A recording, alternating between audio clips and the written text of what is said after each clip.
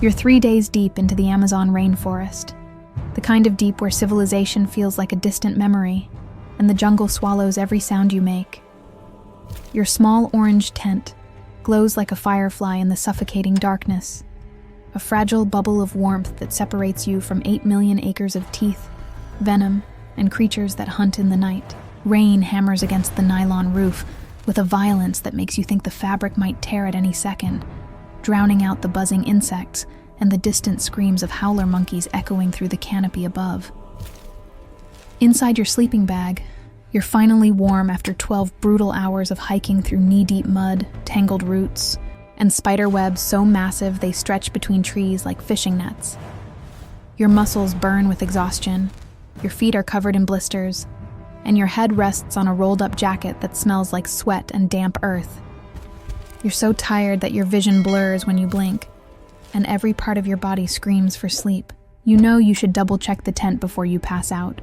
Make sure everything is secure, but your eyelids feel like they're made of concrete, and your brain is already shutting down.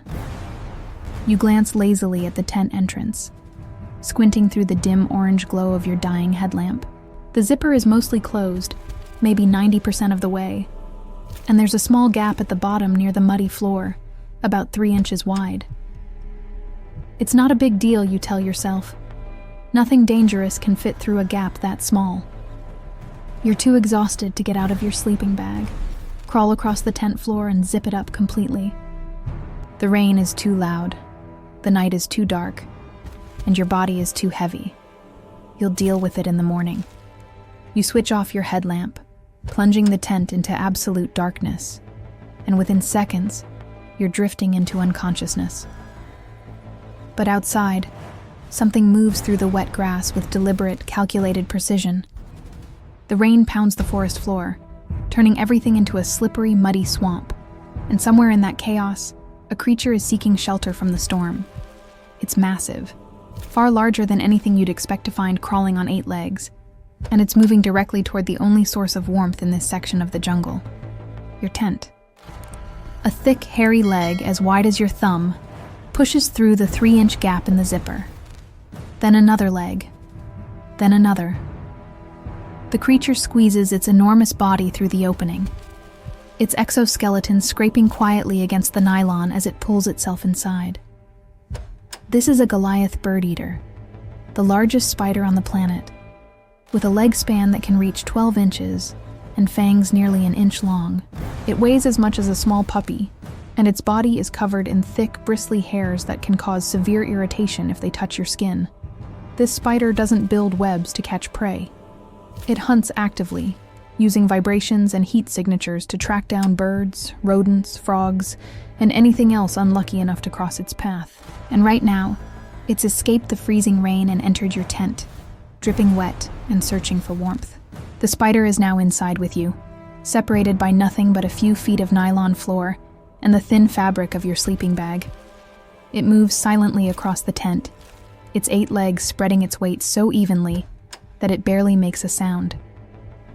You can't see it in the pitch-black darkness, and even if you were awake, you wouldn't hear it over the roar of the rain, but it knows you're there. The Goliath Birdeater hunts using vibration sensors on its legs that are so sensitive they can detect the beating of a heart from several feet away. Every breath you take, every slight movement you make in your sleep, sends tiny ripples through the tent floor, and the spider feels all of it. It pauses for a moment, orienting itself in this strange new environment, and then it detects something irresistible: your body heat. You're radiating warmth like a furnace compared to the cold, wet jungle outside.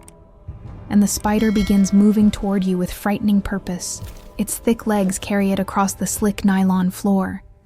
And as it gets closer, you'd notice something terrifying if you were awake. This spider has weight. It's not like the tiny house spiders you're used to, the ones that feel like a whisper of air when they crawl across your arm. This creature weighs nearly 6 ounces, and when it moves, you can feel the pressure through the fabric. It reaches the edge of your sleeping bag and begins to climb. Its hooked claws grip the synthetic material easily, and it pulls its massive body upward, moving slowly and deliberately. It crawls over your feet first, and even in your deep sleep, some primal part of your brain registers the sensation, a heaviness, a pressure that shouldn't be there. The spider continues upward, moving over your ankles, then your shins, then your knees. Its body is so large that it has to adjust its stance with each step, and you can feel the weight shifting as it climbs higher and higher. The spider's sensitive hairs brush against the fabric of your sleeping bag, picking up the vibrations of your breathing and the steady rhythm of your heartbeat. It's moving toward your chest now, drawn by the concentrated heat radiating from your core. The rain continues to pound the tent, masking any sound the creature might make, and you remain completely unaware that you're sharing this tiny space with one of nature's most intimidating predators. The spider reaches your stomach and pauses again, its 8 eyes useless in this darkness, but its other senses working overtime. It can taste the air with specialized organs on its legs, detecting the carbon dioxide you exhale with every breath. It knows exactly where your head is, exactly where your vulnerable throat and face are located. And then it makes a decision that will change everything. It continues climbing. Something is wrong. Your subconscious mind registers it first, sending alarm signals through your sleeping brain before you're fully aware of what's happening. There's a pressure on your stomach, a weight that feels unnatural, and your body begins the slow, confusing process of waking up. Your eyes are still closed. Your mind is foggy with exhaustion, and for a few seconds, you float in that strange space between sleep and consciousness where nothing makes sense. The pressure increases slightly, moving higher up your torso, and you assume groggily that your sleeping bag has bunched up beneath you, or that you've rolled onto your backpack by accident. You reach one hand out of your sleeping bag, fumbling in the darkness for your headlamp. Your fingers are clumsy with sleep, and it takes you 3 tries to find the small flashlight you left near your pillow. The pressure on your chest feels heavier now, almost like something is sitting on you, and a tiny voice in the back of your mind whispers that something isn't right. You finally grip the flashlight, bring it up to eye level, and click the button. The LED beam cuts through the absolute darkness like a knife, bright and harsh and revealing. And there it is, sitting directly on your chest, less than 6 inches from your face, is the largest spider you've ever seen in your life. Your brain refuses to process it at first, because the size is impossible, because spiders aren't supposed to look like this. Its body is the size of a dinner plate, covered in thick brown hair that bristles in every direction. Its 8 legs are spread wide for balance, each one as thick as your finger, and covered in sharp, hooked claws that are currently gripping your sleeping bag. But it's the eyes that freeze your blood. 8 black, glossy orbs arranged in 2 rows across its face, all of them reflecting your flashlight beam back at you like tiny mirrors. And then you see the fangs. They're massive, curved like scimitars and nearly an inch long, positioned just above your throat. They're folded against the spider's mouth right now, but you can see them clearly in the harsh light, dark and sharp, and designed to punch through skin and muscle and deliver venom deep into flesh. The spider doesn't move. It just sits there on your chest, staring at you with those alien eyes, so heavy that you can feel it pressing down on your ribcage with every breath you take. Your heart is hammering so hard you're certain the spider can feel it, and your entire body locks up in a primal freeze response that overrides every rational thought in your brain. You can't breathe. You can't move. You can't even blink. The only thing you can do is stare at this prehistoric nightmare sitting on top of you and wonder if these are going to be the last few seconds of your life. The spider senses your fear immediately because fear has a chemical signature that predators can detect. Your breathing has gone rapid and shallow. Your heart is racing at twice its normal speed, and your muscles have tensed into rigid cables beneath your skin. All of these changes create vibrations that travel through your body into the sleeping bag and directly into the spider's legs. It knows you're awake now, knows you're terrified, and that knowledge triggers something in its ancient predatory brain. The spider slowly shifts its weight and begins to rear up on its back 4 legs, lifting the front half of its body into a threat posture that makes it look even more massive than before. And then it makes a sound that will haunt you for the rest of your life. A loud, angry hiss that fills the small tent. The spider is stridulating, rubbing specialized hairs on its legs together to create a warning sound that can be heard from several feet away. It's the same sound a rattlesnake makes before it strikes, a primal warning that says you've crossed a line and violence is about to follow. The hissing continues as the spider's fangs extend fully, moving from their folded position to a striking angle, and you can see drops of venom glistening on their tips in your flashlight beam. Your mind is screaming at you to move, to fight, to do something, but your body won't respond because some deep evolutionary part of your brain knows that movement means death. You're completely trapped, and this realization crashes over you like ice water. You're inside a sleeping bag that's zipped up to your chest, your arms are pinned at your sides, and your legs are tangled in synthetic fabric that might as well be a straitjacket. The tent itself is barely 6 feet long and 4 feet wide, too small to stand up in, too cramped to maneuver. And between you and the only exit sits nearly half a pound of angry, venomous spider that's currently in full defensive mode. You can't run. You can't fight.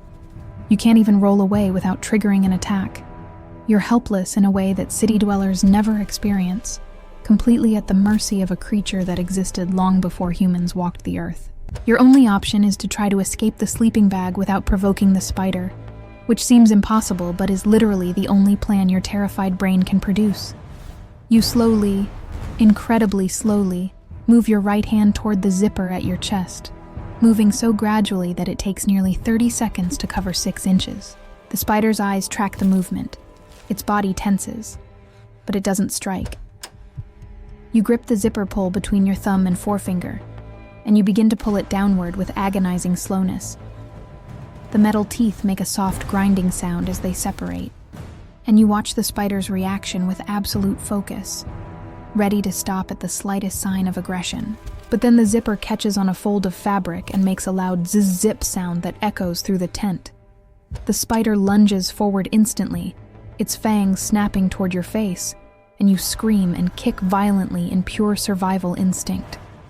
Your legs thrash inside the sleeping bag, your arms flail wildly, and your elbow connects with your lantern and sends it flying across the tent.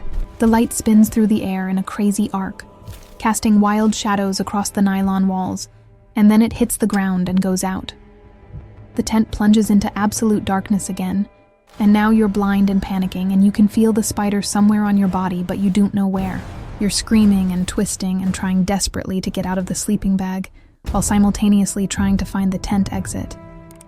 But everything is chaos and darkness and the sound of your own terror. Your hand finally finds the tent zipper, and you yank it open with strength born from pure adrenaline, ripping it so hard that the slider breaks off entirely. You throw yourself out of the tent and into the pouring rain, still half wrapped in your sleeping bag, crawling through the mud on your hands and knees, while rain hammers your back and lightning illuminates the jungle in brief, terrifying flashes. You crawl about 20 feet before you finally stop and look back at your tent, gasping for air, soaked to the bone, covered in mud and leaves. The orange fabric glows dimly in the darkness, and you can see movement inside, a large shadow shifting across the nylon walls. The spider is still in there, probably just as terrified as you are, but you don't care. You'll sleep in the rain tonight. You'll risk hypothermia and every other danger the jungle can throw at you, because that tent isn't yours anymore. And as you sit there shivering in the mud, watching the rain pour down, and feeling your heart slowly return to a normal rhythm, one thought keeps circling through your exhausted mind. You left the zipper open. 3 inches. That's all it took. 3 inches of carelessness in a place where nature doesn't forgive mistakes. The jungle has rules, and you just learned one of them the hard way. There's no such thing as safe out here. There's no such thing as secure. There's only the fragile barrier between you and everything that wants to kill you, and that barrier only works if you respect it completely. You'll remember to check your zippers from now on, every single time, for the rest of your life, because now you know what's waiting on the other side.